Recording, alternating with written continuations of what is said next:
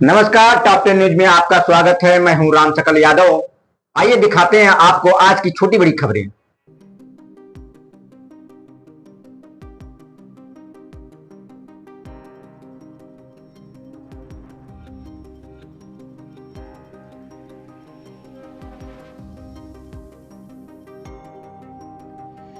आजमगढ़ में भाजपा कार्यकारिणी में हत्या के आरोपी को जिला मंत्री का पद देने से विवाद खड़ा हो गया है। जिला मंत्री बनाए गए लालचंद यादव पर आरोप है कि उसने 2020 में प्रधानी के चुनाव के दौरान महाराजगंज थाना क्षेत्र के गोंदापुर गांव निवासी ओमकार दुबे नाम के शख्स की हत्या कर दी थी।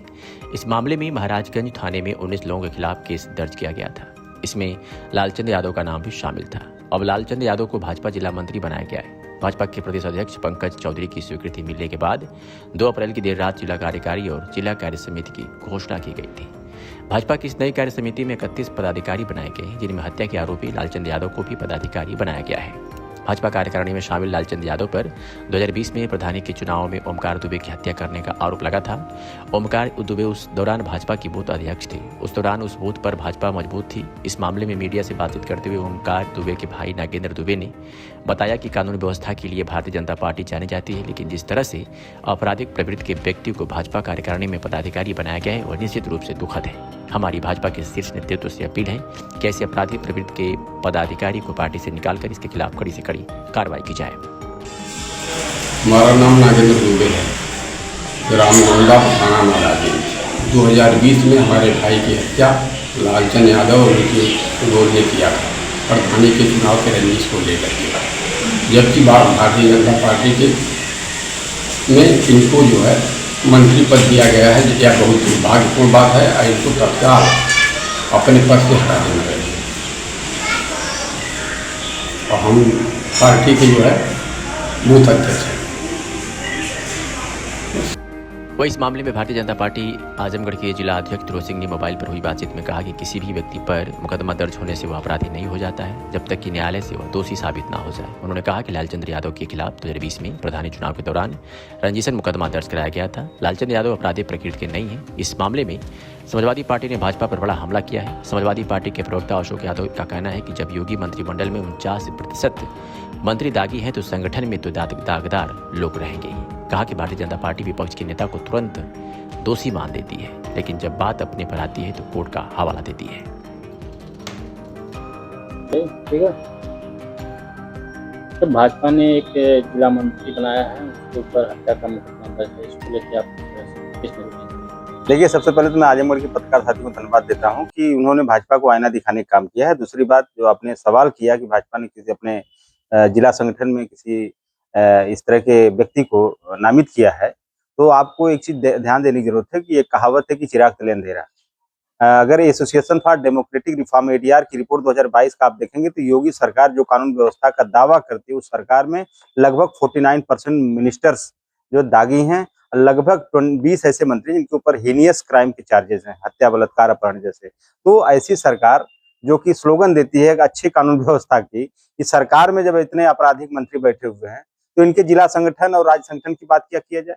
ये तो पूरी पार्टी इसी तरह से, जैसे ये 1 डिस्ट्रिक्ट 1 प्रोडक्ट की बात करते हैं तो 1 डिस्ट्रिक्ट 1 माफिया क्रिएट करते हैं। आप देखिए हर जिले में 1 डिस्ट्रिक्ट 1 जल माफिया क्रिएट कर रही जो भाजपा। 1 डिस्ट्रिक्ट 1 जल mafia, 1 district 1 coding mafia, 1 district 1 खनन माफिया, हर तरह के माफिया क्रिएट करते हैं। नारा देते हैं 1 डिस्ट्रिक्ट 1 प्रोडक्ट, ओडीओपी नारा देते हैं, ओडीओएम क्रिएट कर रहे हैं, 1 डिस्ट्रिक्ट 1 माफिया।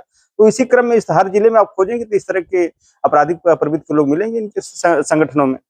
और जिला अध्यक्ष इनका माला पहना के स्वागत कर रहे हैं। मैंने कहा ना कि जब मुख्यमंत्री के कैबिनेट में, इनके सरकार, योगी सरकार कैबिनेट में जब रिपोर्ट के अनुसार 49% दागी लोग हैं, तो जिला संगठन और प्रदेश संगठन की बात क्या किया जाए। हालांकि इस मामले में जब जिला अध्यक्ष से बात की गई तो वो झल्ला गए और उनका कहना है कि जब तक अदालत नहीं दोषी करार देती तब तक तो दोषी नहीं मानते। दरअसल यह है कि ये लोग दोषी का पैरामीटर भी अलग अलग सेट करते हैं। जब कोई विपक्ष का व्यक्ति ऊपर कोई चार्ज लग जाता है तो तुरंत वो दोषी मान लेते हैं उसको। इनके यहाँ अगर कोई कितना बड़ा दोषी चला जाए, उसको कहते हैं कि जब तक सुप्रीम कोर्ट का फैसला नहीं आ जाएगा तब तक हम दोषी नहीं मानेंगे। आप बताइए, आए दिन बुलडोजर चल रहे हैं, आए दिन इनकाउंटर्स हो रहे हैं, क्या ये कोर्ट के फैसले से हो रहे हैं?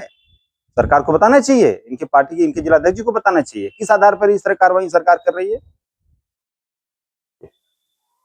सर्वोदय पब्लिक स्कूल आजमगढ़ में आपका स्वागत है, जहां हर दिन एक नई शुरुआत होती है।